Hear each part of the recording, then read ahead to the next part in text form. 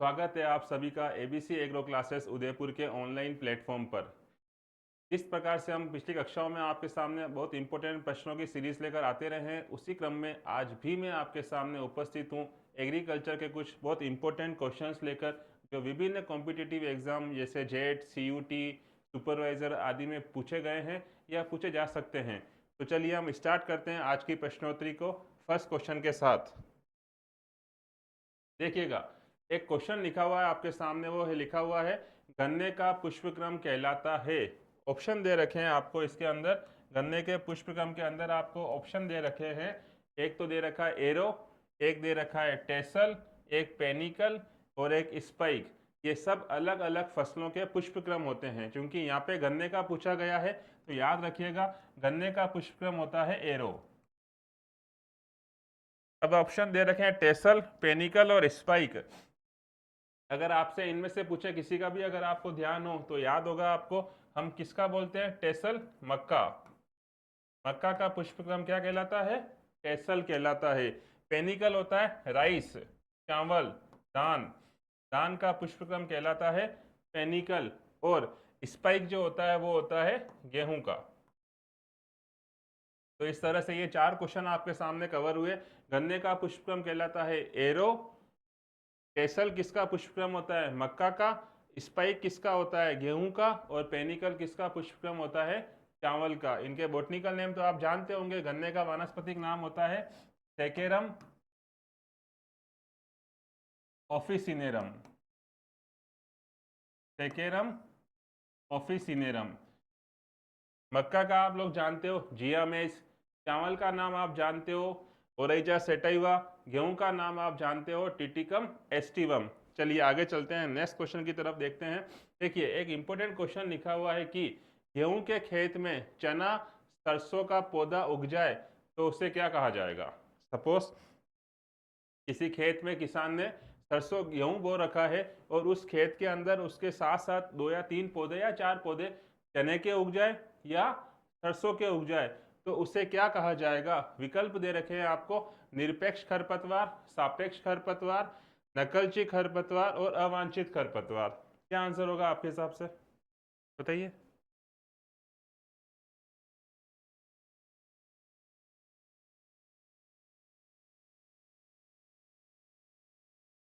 तो देखिए, one by one अगर हम बात करना चाहें तो यहाँ लिखा हुआ नकलची खरपतवार। नकलची खरपतवार का मतलब होता है उसके जैसा दिखने वाला। तो आपने एक इंपॉर्टेंट नाम सुना होगा गेहूंसे का, गेहूंसा। जो गेहूं के अंदर होता है नकलची खरपतवार होता है, ये गेहूं के अंदर होता है और इसका नाम होता है फेलेरिस माइनर, जो बहुत इंपॉर्टेंट है, पूछा जाता है बहुत से क्वेश्चंस के एग्जाम्स के अंदर। तो नकलची खरपतवार का एग्जाम्पल तो हो गया गेहूंसा, आपको ध्यान है, जो उसके जैसा दिखता है। अब देखिए, निरपेक्ष खरपतवार और सापेक्ष खरपतवार, तो याद रखिएगा, क्योंकि है तो ये फसल, ये प्योर खरपतवार कैटेगरी में नहीं आता है, तो एक फसल का भाग, बस वो बिना बोए उसके साथ उग गया, लेकिन है तो वो फसल। इस तरह के खरपतवार को हम बोलते हैं सापेक्ष खरपतवार, ये याद रखिएगा, सापेक्ष खरपतवार। और अगर आपसे नकलची खरपतवार का पूछे तो मैंने आपको बताया इसका एग्जाम्पल है गेहूंसा, और ये गेहूं के अंदर होता है, इसका वानस्पतिक नाम होता है फेलेरिस माइनर। ठीक है, नेक्स्ट देखिएगा। देखिए, बहुत इंपॉर्टेंट सिंपल सा क्वेश्चन है, आपने सुना होगा गुलाबी क्रांति का संबंध है। आपके एग्रीकल्चर में बहुत सारी क्रांतियां हैं, आपने सुना होगा। आपने ये सुना होगा गेहूं की क्रांति हरित, दूध की क्रांति श्वेत, ये आपने सुना होगा। यहाँ पे ऑप्शन दे रखे हैं आपको, बागवानी, झींगा, तिलहन और मछली। तो अगर आपसे गुलाबी क्रांति का पूछे, पिंक रिवॉल्यूशन, तो याद रखिएगा इसका आंसर है झींगा, प्रॉन। झींगा को बोलते हैं प्रॉन। प्रॉन, यहीं पे एक वर्ड दे रखा है मछली। मछलियों से संबंधित जो क्रांति होती है उसको कहा जाता है नीली क्रांति। ये भी आपको याद होगा, नीली क्रांति। तो इस तरह से प्रश्न बना, गुलाबी क्रांति का संबंध किससे है? तो आपका आंसर होगा झींगा से है। यही कहीं मछलियों का पूछ ले तो उसका आंसर हो जाएगा नीली क्रांति। नेक्स्ट देखिएगा, एक इंपॉर्टेंट क्वेश्चन आया है नस्लों से। गाय की सबसे भारी नस्ल कौन सी होती है? गाय की सबसे भारी नस्ल, विकल्प दे रखे हैं आपको, अमृत महल, नागौरी, कांकरेज या गिर। तो याद रखिएगा, गाय की सबसे भारी नस्ल पूछे तो उसका आंसर क्या होगा? कांकरेज। कांकरेज इसका आंसर होगा। फिर देखिए इसी के सीक्वेंस में एक और इंपॉर्टेंट क्वेश्चन लिखा हुआ है एजेफ गाय के ऊपर। एजेफ का मतलब आप जो जानते हैं होल्स्टाइन फ्रीजियन, होल्स्टाइन फ्रीजियन एजेफ बोलते हैं शॉर्ट फॉर्म में इसको, एजेफ। ठीक है, तो अगर आपसे पूछें कि एजेफ गाय का उत्पत्ति स्थल कहाँ पर है, विकल्प दे रखे हैं आपको, स्कॉटलैंड, फ्रांस, जर्मनी या हॉलैंड। तो इसका आंसर, सही बोला आपने, इसका आंसर है हॉलैंड। इसका आंसर क्या हो जाएगा, हॉलैंड। और एचएफ के ऊपर एक इंपॉर्टेंट क्वेश्चन बनता है, इसका मिल्क प्रोडक्शन कितना होता है, दूध उत्पादन कितना होता है, तो याद रखिएगा उसका होता है 6000 लीटर पर बयान, लीटर पर बयान। ये भी आप याद रखिएगा। एजेफ गाय का जो उत्पत्ति स्थल है वो कहाँ पर है, हॉलैंड में है। और एजेफ का जो दूध उत्पादन होता है पर बयान वो कितना होता है, 6000 लीटर पर बयान। नेक्स्ट देखिए, एक इम्पोर्टेंट, मैंने आपको हर बार बताया कि कुछ अनुसंधान संस्थान आपको याद करने पड़ेंगे, उसी के ऊपर एक क्वेश्चन बैठा हुआ है। वो ये है कि भारतीय सब्जी अनुसंधान संस्थान,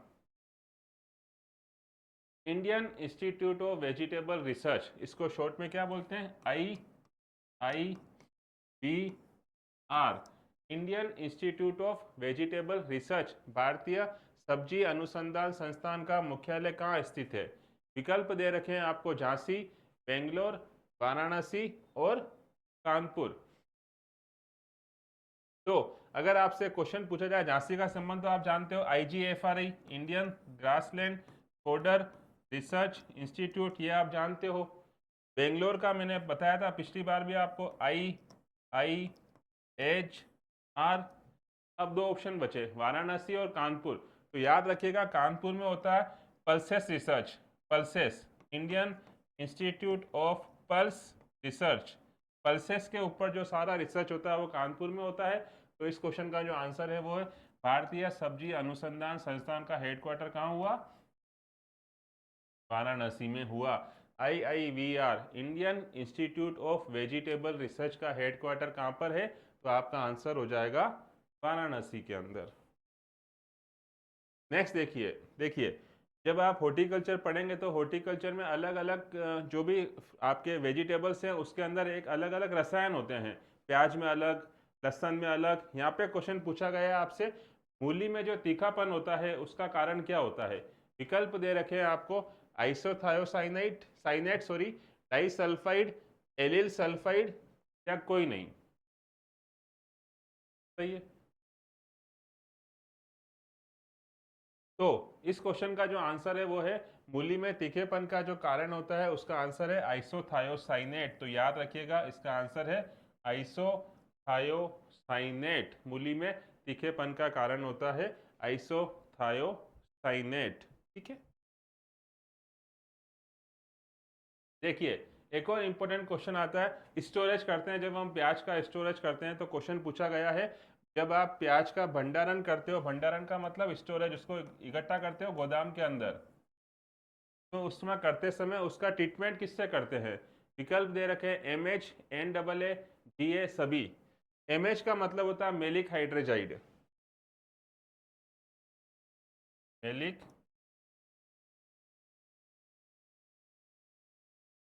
हाइड्रोजाइड। Na तो आप जानते हो नेफ्थेलिक एसिडिक एसिड, DA आप जानते हो जिब्रेलिक एसिड, और ऑप्शन दे रखा है सभी। तो इस क्वेश्चन का जो आंसर है वो यही है, MH। याद रखिएगा, प्याज, प्याज को जब आप भंडारण करते हो तो इसका जो आंसर होगा वो हो जाएगा मेलिक हाइड्रोजाइड। ठीक है, यहाँ तक बात समझ में आई है आपको, क्वेश्चन समझ में आ रहे हैं आपको। इसी से तरह से आपको इंपॉर्टेंट क्वेश्चन रेगुलर मिलते रहेंगे। नेक्स्ट देखिएगा, सामान्य रूप से बीज रहित तरबूज, देखिए तरबूज नहीं पूछा है, इन्होंने पूछा है बीज रहित, सीडलेस, सीडलेस तरबूज होता है। अगर आपसे पूछे कि सीडलेस तरबूज कैसा होता है, विकल्प दे रखे हैं आपको। पहला विकल्प दे रखा है द्विगुणित, दूसरा विकल्प दे रखा है त्रिगुणित, तीसरा विकल्प दे रखा है चतुर्गुणित, और चौथा दे रखा है अगुणित। क्या मतलब होता है इनका, बताइए, कोई आइडिया? तरबूज कैसा होता है? हेप्लॉइड, डिप्लॉइड, टेट्राप्लॉइड या और कोई ऑप्शन जो आपको दे रखे हैं वो?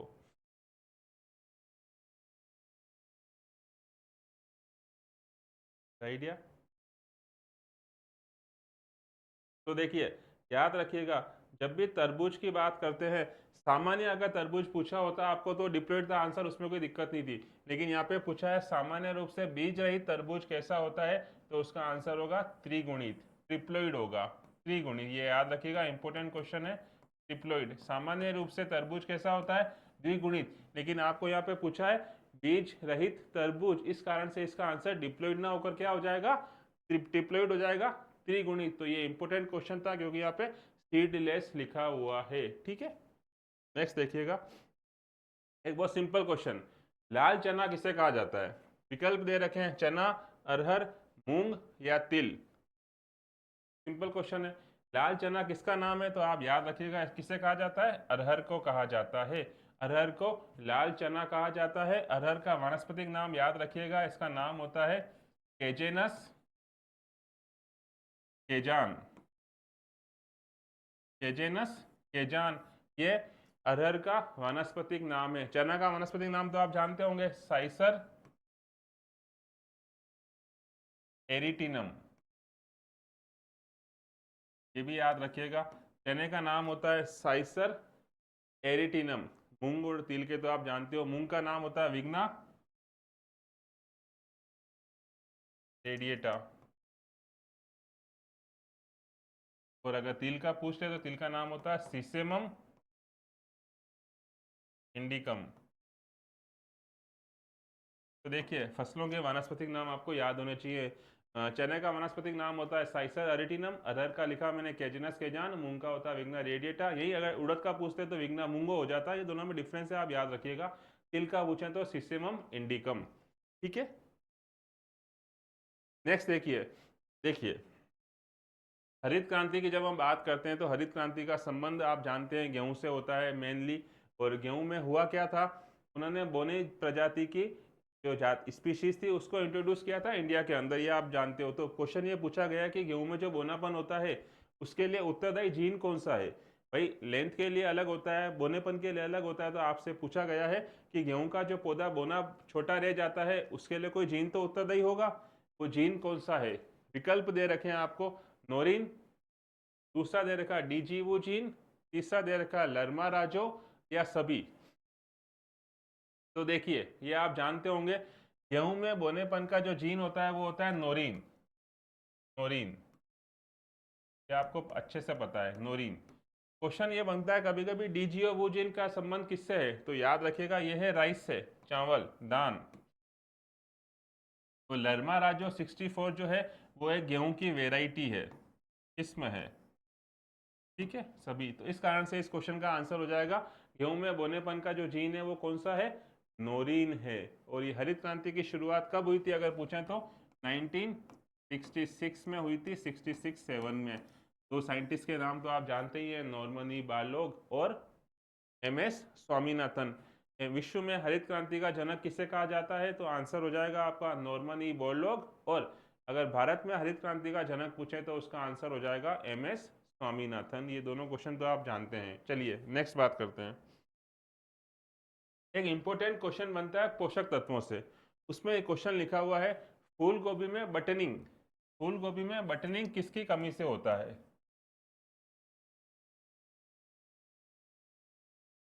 सॉरी सॉरी फूल गोभी में बटनिंग किसकी कमी से होता है? विकल्प दे रखे हैं आपको, कैल्शियम, बोरोन, नाइट्रोजन या सभी। तो आप जानते हैं फूल गोभी में बटनिंग जो रोग होता है वो होता है नाइट्रोजन की कमी से। याद रखिएगा आप, नाइट्रोजन की कमी। फूल गोभी में बटनिंग रोग का रीजन क्या हो गया? नाइट्रोजन की कमी। ठीक है, अब नेक्स्ट देखिएगा, टमाटर में एक रोग का नाम लिखा हुआ है बीईआर, वो किसकी कमी से होता है? टमाटर में बीईआर, BER को बोलते हैं ब्लोसम एंड रोट। चलिए वो तो कोई बात नहीं। BER किसकी कमी से होता है? विकल्प दे रखे हैं, बोरोन, कैल्शियम, पोटेशियम या नाइट्रोजन। तो याद रखिएगा टमाटर के अंदर जो BER रोग होता है blossom and wrote, blossom and wrote, BER याद रखिए आप। तो BER ब्लोसम एंड रोट जो होता है वो होता है कैल्शियम की कमी से। तो याद रखिएगा ब्लोसम एंड रोट जो होता है वो किसकी कमी से होता है? तो उसका आंसर हो जाएगा कैल्शियम की कमी से। फिर देखिए एक इंपॉर्टेंट रोग लिखा हुआ है, लाल विग्रन रोग मुख्य रूप से किस फसल की बीमारी है? अगर आपसे पूछे मुख्य रूप से किस फसल की बीमारी है, ऑप्शन दे रखे हैं आपके सामने। पहला ऑप्शन दे रखा है चना, दूसरा ऑप्शन दे रखा है गेहूं, और तीसरा ऑप्शन दे रखा है चुकंदर, और चौथा ऑप्शन दे रखा है गन्ना। तो आपसे पूछें कि लाल विग्लन रोग मुख्य रूप से किस फसल की बीमारी है? विकल्प है चना, गेहूं, चुकंदर, गन्ना। तो आपका आंसर क्या हो जाएगा? ये गन्ने में होता है। सही बोला आपने, गन्ने में होता है। Red rot of sugarcane बोलते हैं इसको, जो किसके कारण से किस में होता है? शुगर केन में होता है, गन्ने में होता है। एक फंगस के थ्रू होता है, उस फंगस का नाम है, एक फफूंद के थ्रू होता है, उसका नाम है कोलिटोट्राइकम। याद रखिएगा, कोलिटोट्राइकम स्पीशीज याद रखिए आप। तो ट्राइकम, कोलिटोट्राइकम स्पीशीज, इस फंगस के कारण से red rot of sugarcane होता है। लाल विग्लन को बोलते हैं red rot of sugarcane. तो किस में होता है? गन्ने में होता है। और किसके कारण से होता है? तो उसका नाम दे रखा है, फंगस का नाम है जो आपके सामने लिखा हुआ है कोलिटोट्राइकम। ये याद रखिएगा, ये भी इंपॉर्टेंट क्वेश्चन है, कोलिटोट्राइकम याद रखिए आप। तो नेक्स्ट देखिए, एक क्वेश्चन दे रखा है जो मृदाओं में अक्सर पूछा जाता है। मृदाएं तीन तरह की होती है, अगर आपने सुना हो। एक होती है लवणीय मृदा, एक होती है क्षारीय मृदा, और तीसरी को बोलते हैं लवणीय क्षारीय मृदा। इनको हम पीएच, विनिमय सोडियम और विद्युत चालकता, इन तीन भागों में बांटते हैं। किस किस भाग में बांटते हैं? विद्युत चालकता को बोलते हैं ईसी, एक बोलते हैं विनिमय सोडियम, एक्सचेंजेबल सोडियम, विनिबल विनिमय सोडियम, और एक बोलते हैं पीएच। इन तीन बिंदुओं के ऊपर मृदा को तीन भागों में बांटा गया है, वो आप जानते हैं, एक लवणीय मृदा, एक क्षारीय मृदा और एक लवणीय क्षारीय मृदा। यहाँ पे क्वेश्चन पूछा गया है लवणीय मृदा की ईसी, इसको बोलते हैं इलेक्ट्रिकल कंडक्टिविटी, विद्युत चालकता कितनी होती है? विकल्प दे रखे हैं 4 से कम, 4 से ज़्यादा, 15% से कम, 15% से ज़्यादा। तो याद रखिएगा, जब हम इन तीनों बिंदुओं की बात करते हैं तो याद रखिएगा विद्युत चालकता को हमेशा हम मेजर करते हैं 4 के रेफरेंस में, कि या तो 4 से ज़्यादा होगा या 4 से कम होगा। विनिमय सोडियम को जो हम करते हैं वो करते हैं 15% के रेफरेंस में, या तो 15% से ज़्यादा होगा या 15% से कम होगा। और पीएच को जब हम मेज़र करते हैं तो पीएच को हम मेज़र करते हैं 8.5 के रेफरेंस में, 8.5 पीएच। कैसे? 8.5 से पीएच या तो ज़्यादा होगा या 8.5 से पीएच क्या होगा? कम होगा। इन तीन बिंदुओं के ऊपर मृदा को तीन भागों में बांटा गया है, लवणीय मृदा, क्षारीय मृदा और लवणीय क्षारीय मृदा। तो यहाँ पे प्रश्न जो पूछा गया है वो पूछा गया लवणीय मृदाओं की विद्युत चालकता कितनी होती है? तो याद रखिएगा लवणीय मृदाओं की विद्युत चालकता हमेशा कितनी होती है? 4 से ज्यादा होती है। यहाँ पे एक इंपॉर्टेंट क्वेश्चन बनता है, आपने एक मृदा का नाम सुना होगा जिस मृदा को हम बोलते हैं लवणीय क्षारीय मृदा। याद रखिएगा इसमें क्या होता है, इसके जो तीनों के तीनों मान हैं, कौन कौन से? इसी का, सोडियम का और पीएच का, वो तीनों के तीनों मान ज्यादा वाली कैटेगरी में आते हैं। ज्यादा वाली कैटेगरी का मतलब इसी का मान हो जाएगा 4 से ज्यादा, सोडियम का मान हो जाएगा 15% से ज्यादा, और पीएच का मान हो जाएगा 8.5 से ज्यादा। तो देखिए इन तीनों तरह की मृदाओं को याद करने का सिंपल तरीका, लवणीय क्षारीय मृदाओं को तो एक ही चीज याद रखनी है, सबके मान क्या होंगे? ज्यादा ज्यादा ज्यादा। किसी का भी पूछे, फॉर एग्जाम्पल आपको यहाँ पे क्वेश्चन पूछा जाता, यहाँ अगर लिखा होता लवणीय क्षारीय मृदा, कोई सा भी क्वेश्चन हो, लवणीय क्षारीय मृदा का जो भी आंसर होगा वो हमेशा कौन सा वाला होगा, ज्यादा वाला। कौन कौन से ज्यादा, इसी ज्यादा होगी 4 से, विनिमय सोडियम ज्यादा होगा 15 से, पीएच ज्यादा होगा 8.5 से। बस ये चीज आपको याद रखनी है और कुछ चेंज नहीं करना था। लवणीय क्षारीय मृदा का तो बहुत सिंपल सा है कि सारे मान जो होंगे वो ज्यादा होंगे। अब देखिए अब क्या बची, एक बची लवणीय मृदा, एक बची क्षारीय मृदा। उन दोनों में से आप किसी एक को याद कर लो, किसी एक को याद कर लो। क्यों, क्योंकि दूसरा उसका अपोजिट है।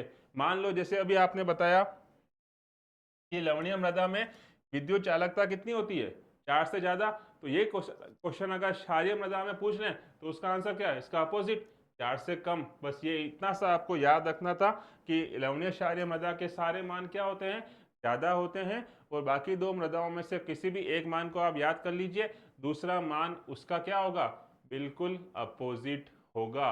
यहाँ तक बात समझ में आई आपको। तो देखिए इसी सीक्वेंस में आपके सामने रेगुलर इंपॉर्टेंट क्वेश्चन की सीरीज आती रहेगी। आप जुड़े रहिए आपके अपने एबीसी एग्रो क्लासेस उदयपुर परिवार के साथ। इसी चीज के साथ आज की क्लास को खत्म करते हैं। मिलते हैं कल नेक्स्ट क्लास में कुछ बहुत इंपॉर्टेंट क्वेश्चंस लेकर। जुड़े रहिए आपके अपने channel ABC agro classes Udaipur के साथ। बहुत बहुत धन्यवाद आप सभी का।